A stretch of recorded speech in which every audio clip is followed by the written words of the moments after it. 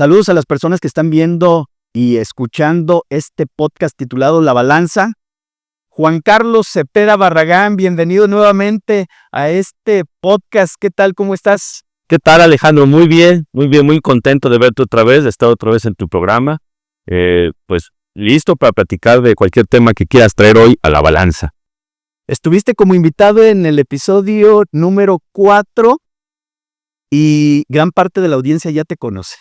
Pero para quienes aún no saben quién eres, dinos, ¿quién es Juan Carlos Cepeda Barragán?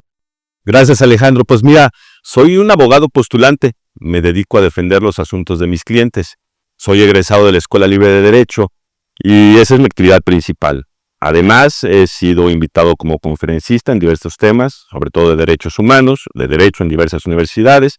Doy clases, Alejandro, de derecho y ahora acepté una nueva cátedra de economía, entonces vamos a empezar a prepararnos para eso. He sido articulista para publicaciones en México y en el extranjero. Y eso, más o menos eso es a lo que me dedico, Alejandro. Excelente. Hace un momento preguntaste que qué tema vamos a tratar hoy. Y ¿qué te parece si abordamos el tema de las herencias? Un tema muy interesante porque yo sé que a muchas personas, y no digo que les haya pasado, sino que tienen conocimiento, por ejemplo, de que X persona falleció y en cuanto sucede esto, los familiares comienzan a pelearse por la herencia. Una persona dice, es que a mí me dijo en vida que esta casa era para mí. Otra persona, bien común, dice, no, a mí me dejó escrito este papelito y lo firmó y dice que la casa es para mí. Y es muy común estos casos.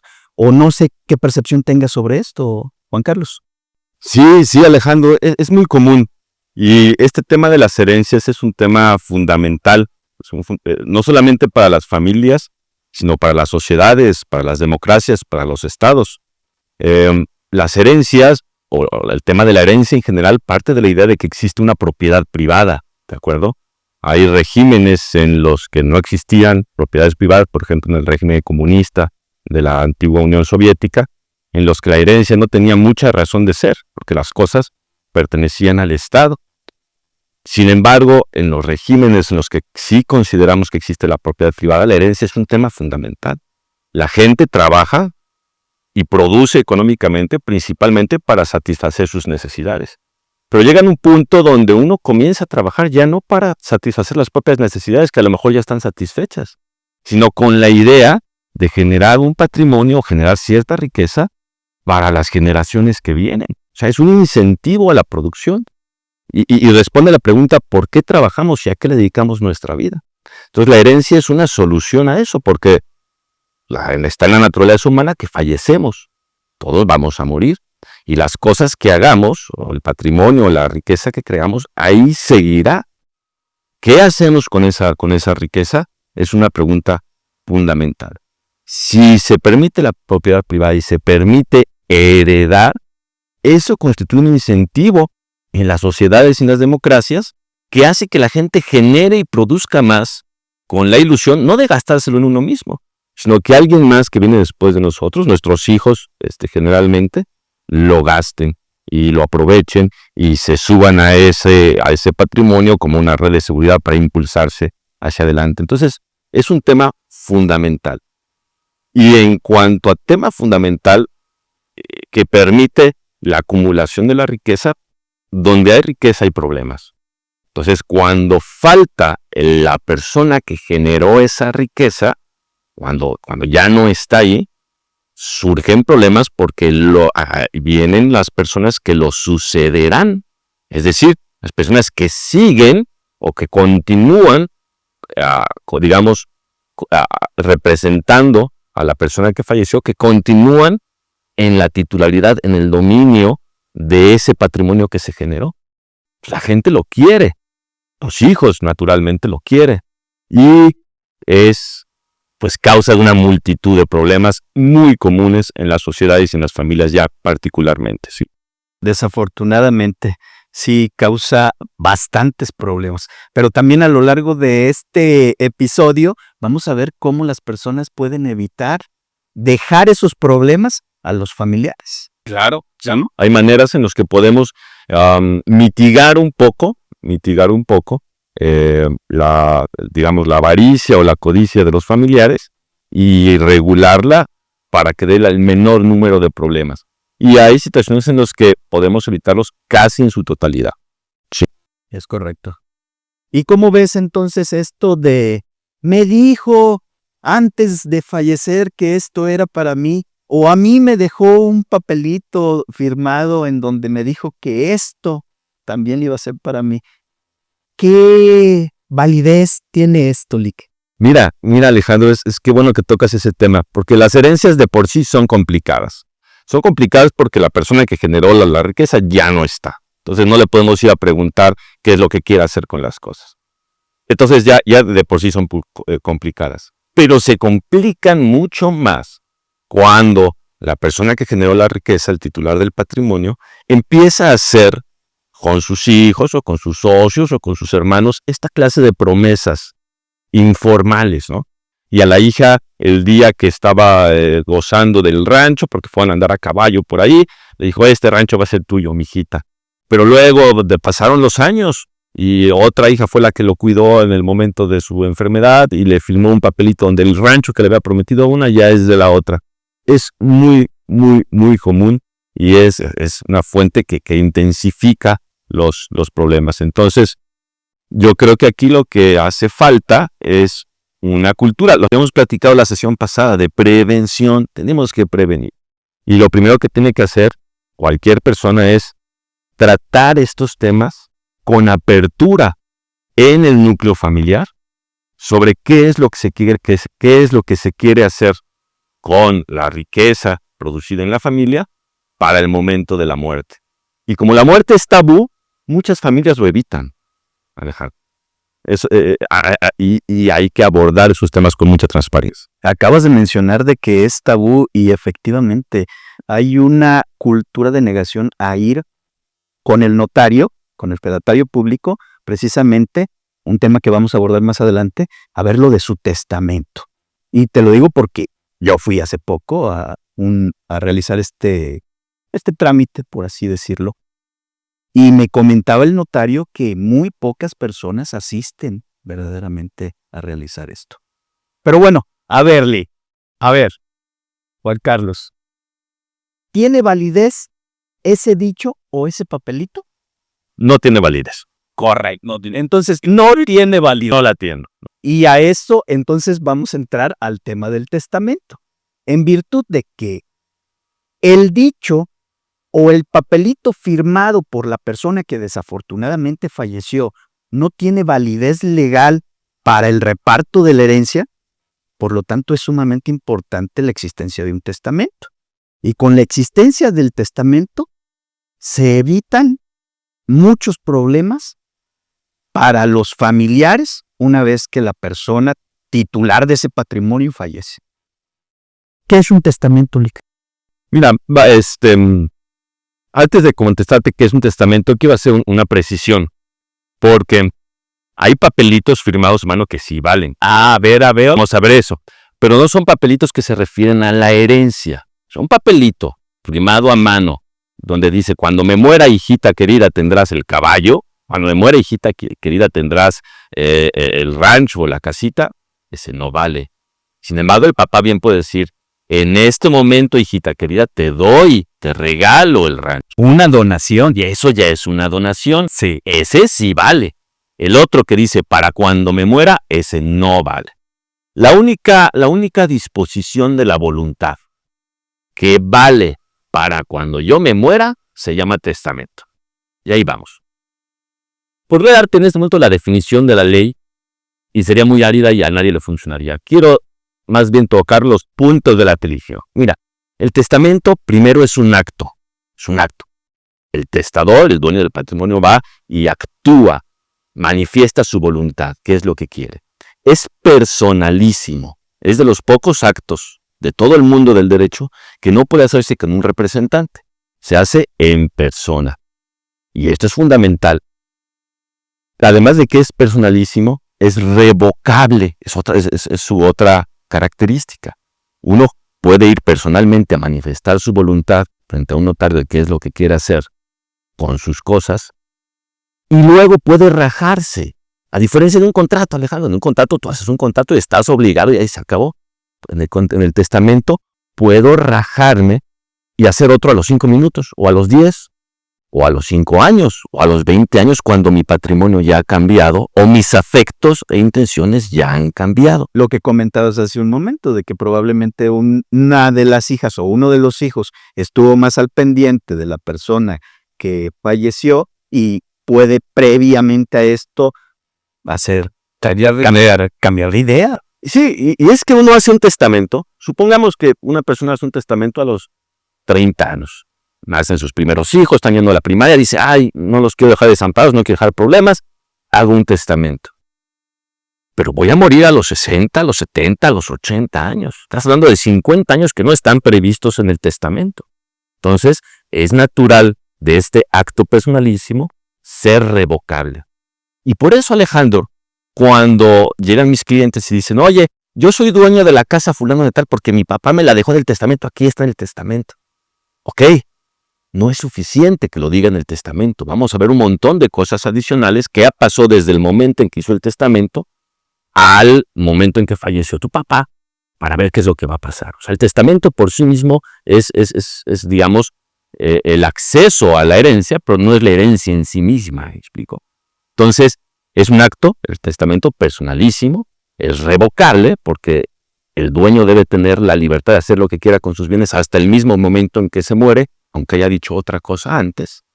Y es libre. Es libre con una libertad mayor o que se protege de mayormente que un contrato normal. Es decir, la ley, cuando habla de testamentos, es particularmente incisiva en garantizar la libertad del testador, más aún que cuando garantiza la libertad de un contratante. Y la razón está que porque en un contrato, cuando hay alguna discrepancia o algún conflicto sobre lo que dice el contrato y cómo puede cumplirse, siempre puede un juez mandar llamar a los contratantes y de lo que dicen darse una idea de cómo se debe cumplir. Pero cuando fallece un testador, no hay manera de verificar su voluntad, sino a través del documento que dejó. Entonces hay un montón de requisitos que deben cumplirse y eso nos lleva al siguiente elemento de la definición. Es un acto solemne. Es de los pocos actos en el derecho que, como si fuera una fórmula mágica, deben de cumplir ciertos requisitos y si no los cumple, el testamento no vale.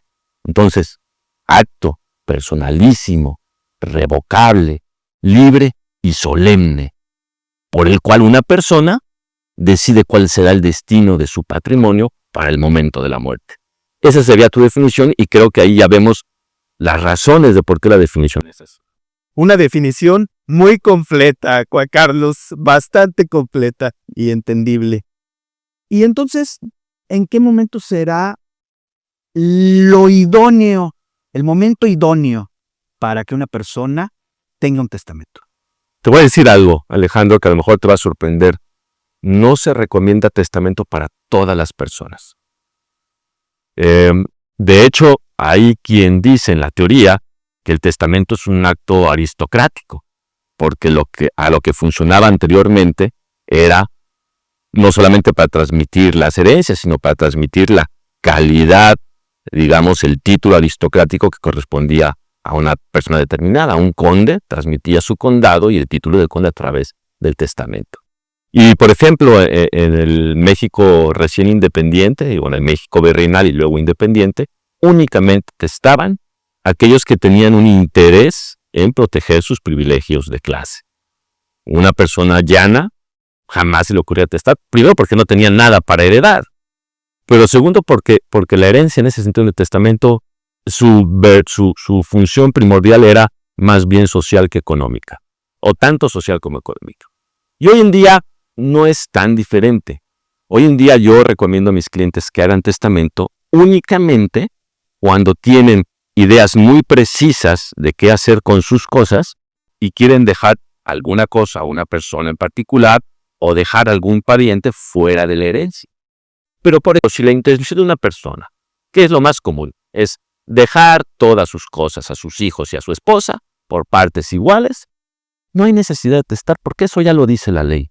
Entonces estamos a lo que dice la ley. Volviendo a tu pregunta, ¿cuándo hacer un testamento? Yo creo que hay que hacer un testamento en el momento en que primero haya un patrimonio que cuidar y segundo se tenga una intención muy precisa y definida de qué es lo que se quiere hacer con ese patrimonio. A la edad que sea, en cuanto tengas esos dos requisitos, patrimonio e intencionalidad sobre el patrimonio, entonces hay que hacer un testamento. Ahí está lo fundamental. Yo creo que sí. No podemos o debemos ir a realizar un testamento si no tenemos un patrimonio, pues no tendría ningún caso, ¿sí? Y respecto a lo que comentas también en el sentido de que si vamos a dar una voluntad en la que sea la misma que la ley establece, pues tampoco, aunque se tenga el patrimonio. No hay necesidad de gastar para hacerlo, es correcto. Bien, vamos a un supuesto, Juan Carlos. Una persona X va con el notario y sale bien feliz ya con su testamento. Bueno, ojalá salieran felices, pero yo los veo que salen a veces así como que y no me irá a pasar algo. Es esta cultura que es esto del tabú que es que hablar del testamento es hacerte consciente de tu propia muerte que vendrá en algún momento y a ninguno nos gusta. Es algo que tarde o temprano va a suceder. Es lo único que sabemos o estamos seguros que va a pasar. Es correcto. Y ante esta situación pues hay que ser responsables y evitar problemas a los familiares también.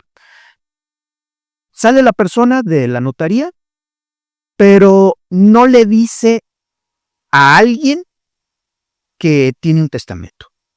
Nadie sabe que tiene un testamento. Y posteriormente fallece. ¿Qué pasa aquí, Nick? ¿Qué van a hacer los familiares? ¿Cómo nos enteramos de que existe un testamento? Es correcto. Mira, claro, sería un problema muy grande si hay testamentos ocultos, si hay testamentos secretos y enterrados en algún lugar o en alguna caja fuerte de la que nadie sabe. Y se reparte la herencia y luego sale el testamento y es una complicación. Pero no es tan grave en nuestro sistema actual. Para que un testamento pueda ejecutarse, o más bien vamos a empezar por ahí. En toda herencia debe participar, cuando se va a repartir, un juez o un notario, siempre. O sea, hay que hacer un proceso, no basta un testamento para que a la muerte del testador te conviertas en dueño de lo testado. Se necesita un procedimiento donde hay una intervención de una autoridad judicial y en algunos casos que la ley permite últimamente, puede hacerse a través de un notario. Y en estos procesos hay ciertos procedimientos donde ya sea el juez o el notario investigan en las agencias gubernamentales dedicadas para ello, como es el Archivo General de Notarías, si hay algún testamento registrado. Cuando uno hace un testamento público abierto, que es el testamento más común, el notario tiene obligación de mandarlo registrar al Archivo General de Notarías, por lo menos aquí en Michoacán. Entonces, cuando alguien fallece, lo primero que se hace, o de las primeras cosas que se hacen, es ir a preguntar si hay algún testamento registrado. Entonces, aun cuando el testador lo haya escondido como secreto en el fondo de su corazón, si hizo el testamento bien y lo hizo frente a un notario, ese testamento aparecerá registrado. Entonces los familiares o los interesados, o los acreedores, se darán cuenta que existe un testamento y con base en ese testamento se iniciará la herencia, ¿no? Y acabas de mencionar una palabra clave, acreedores, porque luego las personas piensan que la herencia nada más son los bienes y valores. Es correcto. Pero no, también son las deudas. Cierto. Y he escuchado, no me ha tocado un caso en particular, de que en ocasiones las deudas superan a los bienes. ¿Qué pasaría aquí si las deudas superan a los bienes? Es cierto, Alejandro. Mira, la herencia con o sin testamento es la sucesión en el patrimonio de la persona que fallece. Y el patrimonio, por definición, se integra con los activos y los pasivos de una persona. Entonces, el patrimonio, les explico a mis clientes, que es como una bolsa de canicas, que puede tener bienes específicos, unas canicas que metemos, o puede tener ninguno, o puede tener un hoyito donde aunque le metas canicas se van. Entonces, Son activos y pasivos. Y es esta bolsa con las canicas o los hoyos que tenga que es la que se transmite. Se transmiten también las deudas que haya contraído la persona que fallece y algunas otras deudas que ni siquiera contrajo él, sino que se generaron cuando se murió, como son las deudas mortuorias, por ejemplo, el funeral, ¿no? Eso se transmite a la herencia aunque no las haya adquirido la persona que fallece. Y claro, entiendo qué pasa. Voy a recibir una herencia y tiene más deudas y voy a perder mi propia casa. Bueno, hubo momentos en la historia que fue así. En la Roma clásica, cuando un heredero recibía la herencia, recibía las deudas y tenía que pagarlas con la herencia y si no alcanzaba con su propia hacienda. Pero ya no es así, afortunadamente. Entonces, las deudas de la herencia se pagan con la herencia hasta donde alcance. Y si no alcanza, el que sufre es el acreedor. Pero el heredero no. El heredero recibe y entrega y ya se acaba. Perfecto. Hace un momento también comentaste que en el testamento se puede heredar a una persona que no sea familiar. Claro. Sí pasa. Decíamos que en la definición de testamento que es un acto libre. Entonces, en cuanto libre, el dueño del patrimonio puede hacer lo que quiera.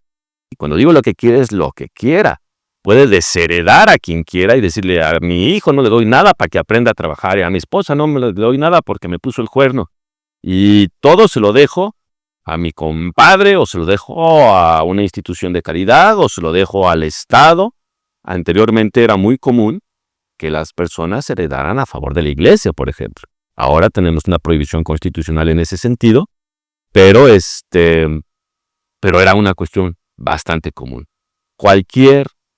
El testador tiene pues esta libertad para heredarlo a favor de un tercero, para dedicarlo a una obra en particular, a una fundación o a cualquier destino que desee para que su patrimonio lo cumpla, ¿no?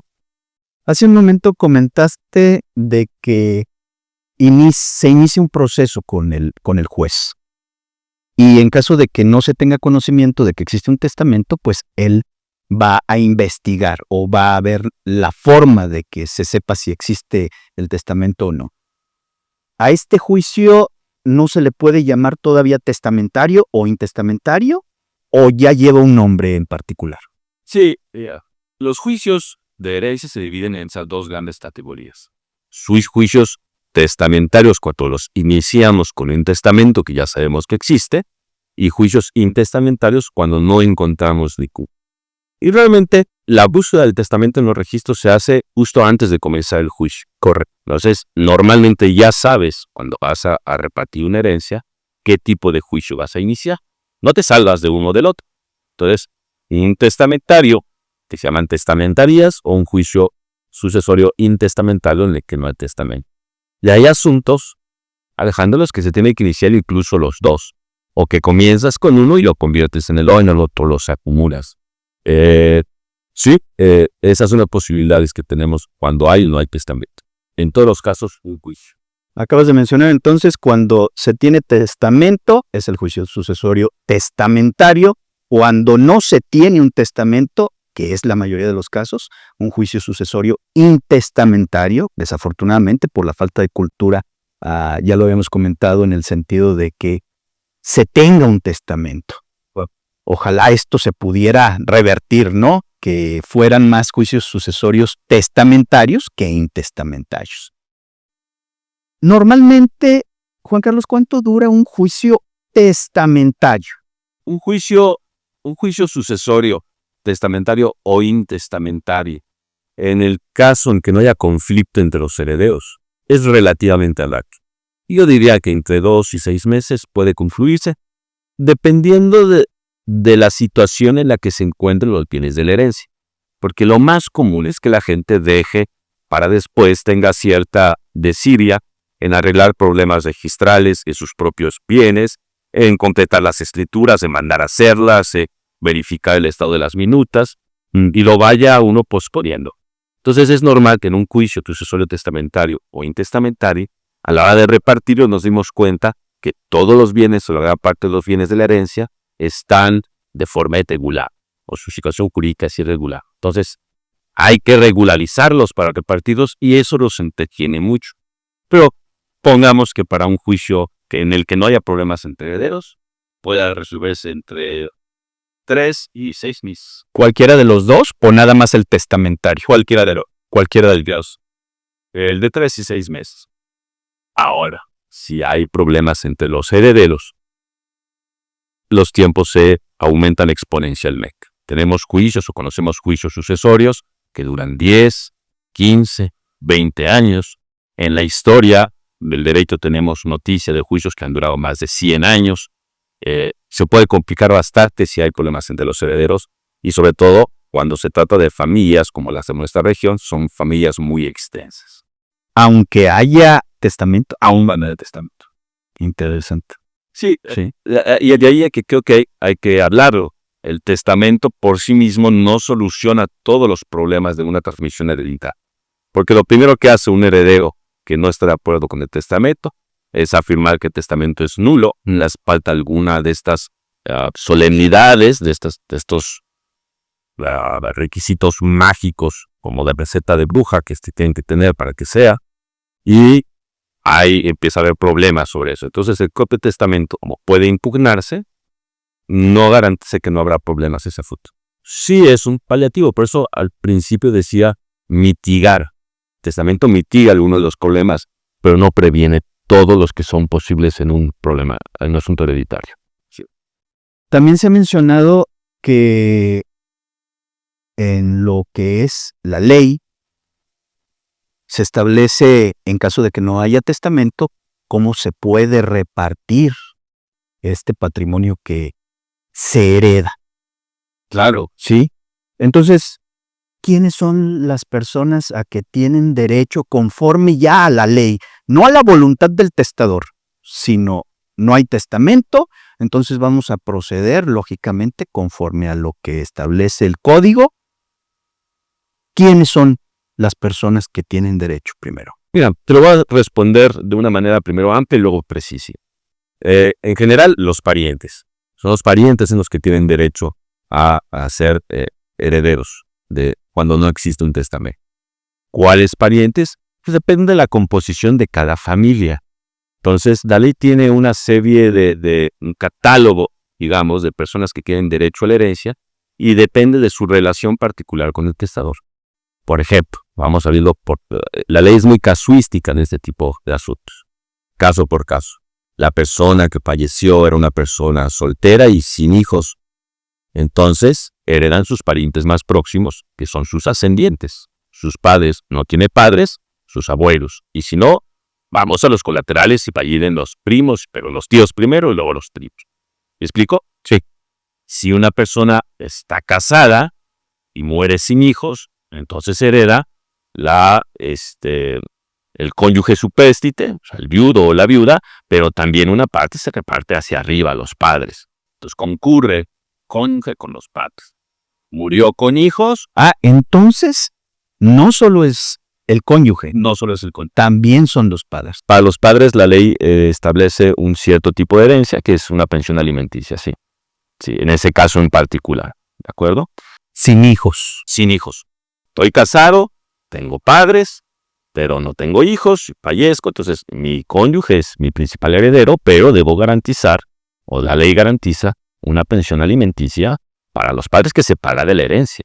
Entonces, en ese sentido, los padres también son herederos. No en la misma proporción que el cónyuge, pero la ley maneja proporciones distintas para los distintos escenarios. Entonces, es una persona tal vez que sea soltera, ya no tiene padres, no tuvo hijos, pues heredarán los hermanos, que son los parientes más próximos. Hay hijos, pues entonces heredan los hijos, aunque concurran con los abuelos y concurran con los tíos.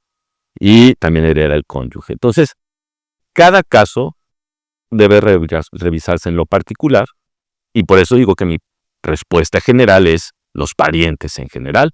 Los más próximos son los que heredan antes que los más lejanos. Y siempre la línea vertical, o sea, ascendientes y descendientes, línea directa, heredan antes que los colaterales. En el supuesto donde existe cónyuge e hijos, Sí. ¿qué proporción tiene? La ley dice que el cónyuge hereda como si fuera un hijo, pero en proporción al patrimonio de los hijos. Es decir, se toma en cuenta el patrimonio que el cónyuge ya tiene para que se complete su patrimonio a la porción de un hijo. No sé si queda claro. Aunque en la práctica normalmente, como funciona es que el cónyuge hereda como si fuera un hijo más. No es 50% como se... Como se cree popularmente, no es 50%. Podría ser un caso en el que el cónyuge que exista, por ejemplo, una sociedad conyugal y el cónyuge ya sea dueño por su propio derecho del 50%.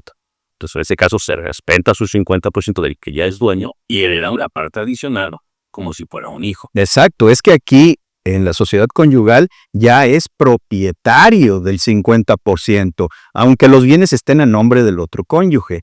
Sí, del 50% o del porcentaje que sea declarado en la sociedad conyugal. La sociedad conyugal nos permite poner cualquier porcentaje. Podría ser un 10%, un 20%, un 30%, un 50%. O podría no haber sociedad conyugal, Alejandro, y él o ella ser copropietario del inmueble de que se trata, del bien de que se trata. Porque también es una costumbre.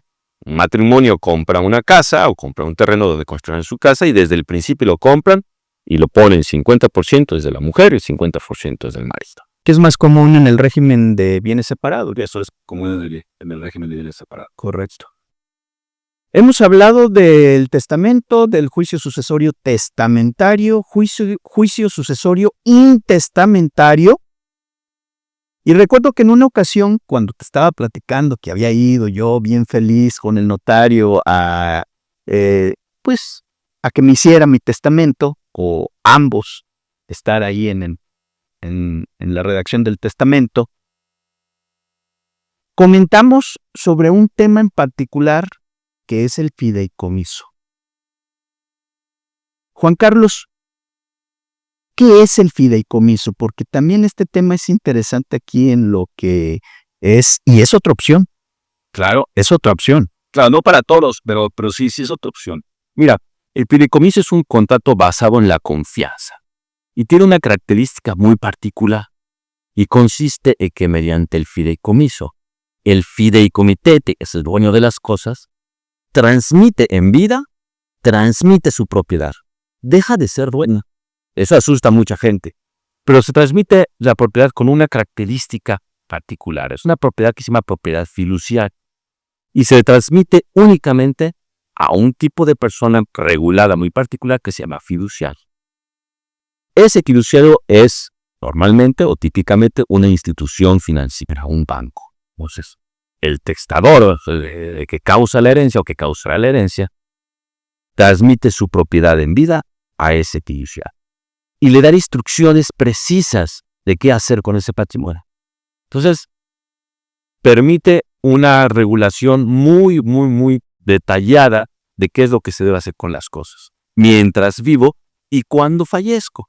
Y al momento de fallecer, en cumplimiento de las instrucciones que se le dan al fiduciario, el fiduciario entrega a los fideicomisarios, a los beneficiarios finales, los bienes que les haya correspondido sin ninguna clase de juicio.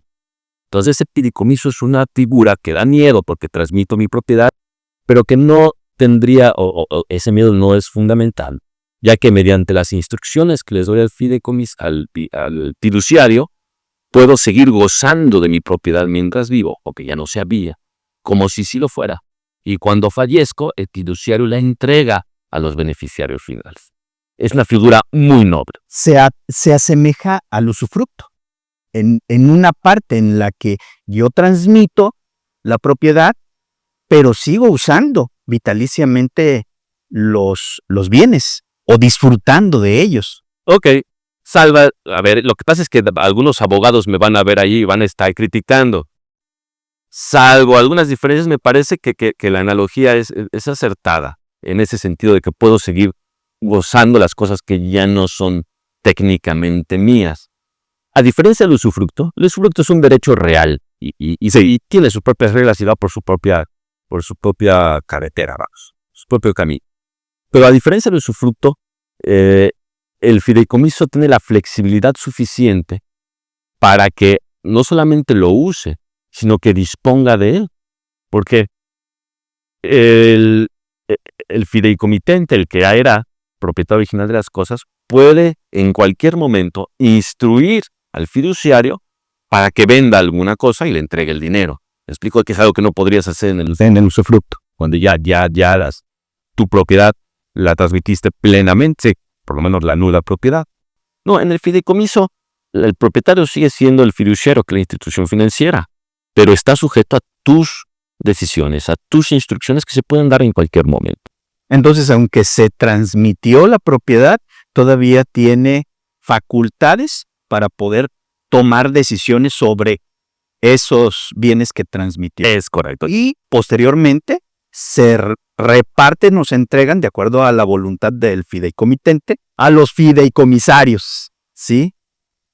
Perfecto, interesante esta figura jurídica para quienes no la habían tenido en consideración. Entonces, se me viene a la mente que puede ser un caso una figura jurídica muy práctica para las personas que de alguna forma, y digo yo, pensamos, porque así pienso yo en lo particular, Alejandro Anaya, digo, cuando tenga, ojalá y llegue a tener una tercera edad, 70 años, ojalá, no quiero estar yo en mi casa, sino quiero que me atiendan en un lugar que vulgarmente se les dice casas o asilos, ¿no?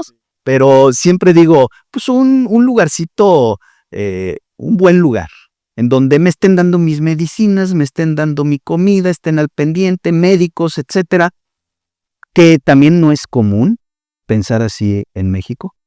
En otros países sí, aquí en México no. Lo digo porque en algunas ocasiones he hecho este comentario y pues sí, he sido criticado al respecto. La vejez es otro tema tabú. Sí. La sociedad, la muerte y la vejez son temas tabú. Sí. Entonces se me viene a la mente que aquí se puede usar la figura del fideicomiso. Definitivamente. Para yo no estar administrando esos bienes y que de esos bienes se esté pagando todo lo que yo necesite. Sí, el fideicomiso es un contrato que permite la afectación de un patrimonio. O sea, darle una finalidad específica a un patrimonio. Y en este fideicomiso que tú planteas, que es claro, puede funcionar sin ningún problema así, y así funciona. Ya no es un fideicomiso relativo a las herencias, ya nos salimos un poquito, pero el fideicomiso es una figura tan flexible que permite eso y mucho más. O sea, puedes hacer un fideicomiso, y son muy comunes, por ejemplo, los fideicomisos inmobiliarios, donde se transmite la propiedad de un gran terreno a un fideicomiso, para que el fideicomiso sea quien fraccione y el fideicomiso sea quien haga las campañas publicitarias y ponga en venta un fraccionamiento, por ejemplo. Es una figura muy útil para eso, porque ya no es el tenedor de la tierra el que tiene que meterse en todo este embrollo de fraccionar y cargar con todas las responsabilidades inmediatas, sino que es un fideicomiso en un patrimonio que ya está afectado para ese bien. Entonces, en el mundo de los negocios se usa y con mucha flexibilidad.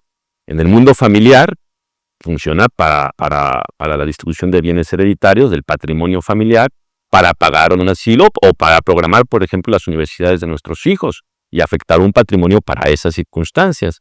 Entonces sí, es una figura muy útil. Comentas, es que ya te saliste un poco del tema de la herencia, pero es que le iba a dar la vuelta. Ya. Sí, es que primero me pago mi vejez hasta donde Alcance y lo que quede, que se reparta entre los herederos. Sería una estrategia bastante afortunada, sí, creo que sí. Así que nomás para completar esto del fideicomiso, porque lo decía al principio, no es para todos. La razón por la que no es para todos, Alejandro, es porque es costoso. O sea, para hacer un fideicomiso primero es en varios órdenes de potencia más caro que hacer un testamento. Es mucho más confiable, garantiza mucho menos problemas, pero es mucho, mucho más caro. Y además requiere pagarle una comisión o unos honorarios a la institución fiduciaria que está administrándolo. Entonces yo lo recomiendo para personas que son empresarios o personas que tienen mucha claridad de qué es lo que van a hacer o que lo quieren hacer con sus bienes, pero además que su patrimonio sea lo suficientemente grande para que se justifique. Esa es la única presión final que quería hacer. Excelente. Lick, pues, ¿qué te puedo decir? Tú ya sabes las reglas del podcast. El podcast se llama La Balanza y al final de cada uno de los episodios debemos llegar a un punto de equilibrio, una conclusión. ¿Cuál es tu conclusión en este episodio? Pues mira, curiosamente es la misma conclusión a la que llegamos en el episodio anterior, que es que debemos fomentar una cultura de prevención. Y en el tema que nos ocupó hoy, yo veo la prevención por varios lados. Primero, la gente debe asegurarse que al momento, por supuesto antes de fallecer, pero al momento que llega el momento de la muerte, nuestro patrimonio esté ordenado, Alejandro. Porque la mayor parte o gran parte de los retrasos en la repartición de la herencia no viene de si hice testamento o no hice testamento, olvídense. Viene de que mis bienes están de manera irregular. Entonces hay que regularizar nuestro patrimonio para que llegado ese momento, la herencia ya sea mucho más sencilla. Hay que preverlo. Hay que preverlo, por ejemplo, si tenemos una diversidad de nombres, ¿no? Es muy común con las Marías Elenas o las Marías Martas, que usan su nombre durante su vida de diferentes maneras, abreviados, sin abreviar, nada más Teresa, nada más María.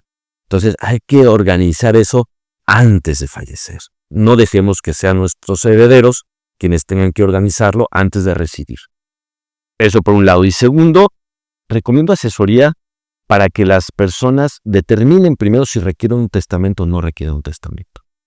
O a lo mejor requieren un fideicomiso. Y una vez tomada esta asesoría, la ejecuten y hagan su testamento correspondiente o su fideicomiso o decidan no testar y se atengan a lo que dice la ley, que también es bastante justo. Cuando no tenemos testamento, heredan nuestros parientes por partes iguales. Y finalmente, bueno, creo que sea eso. Tenía otra en la tintera, pero creo que se me va en este instante. Esas serían las recomendaciones. Hay que asesorarse, hay que prevenir y hay que... decía. Y finalmente, hay que abrir estos temas tabús, platicarlos ampliamente con la familia para que en el momento de la muerte no haya ideas falsas o no haya codicias fundadas en mentiras. Y podamos tener una repartición hereditaria mucho más suave entre todos. Prevención, Alejandro, es la conclusión. Prevención. Me agradó bastante una parte de tu conclusión en el sentido de que no ir directamente con el notario al testamento, sino previamente tener asesoría entonces con un buen abogado, porque ya mencionamos también en el episodio anterior esta situación, ¿no? Y una vez que se tenga la asesoría del abogado, entonces sí, el testamento o no tener testamento o también el fideicomiso. Es correcto. 3 opciones: testamento, sin testamento y fideicomiso. Es correcto. ¿Sí? Sí. Interesante. Juan Carlos, pues ha sido un verdadero placer estar nuevamente aquí contigo en tu despacho, aquí en Zaguayo, Michoacán. Y no me resta más que agradecer nuevamente el tiempo que nos has brindado, el que hayas compartido tu conocimiento, tus experiencias. No sé si gustes nuevamente compartir tus redes sociales. Al contrario, Alejandro, gracias a ti, gracias a tu audiencia por tenerme otra vez en tu programa. Esta es tu casa, siempre. La vez pasada te quedé a deber las redes sociales, sí. O también, pero te doy mi página de internet que ya está en construcción y ahí vendrán después mis redes sociales. Es www.cepedabarragan.com y ahí los espero. Perfecto. Para el siguiente episodio ya debes de tener redes sociales. Sin duda alguna, es un trato. Muy bien. Agradezco a las personas que estuvieron viendo este episodio del podcast La Balanza. Los esperamos en el próximo episodio. Hasta luego.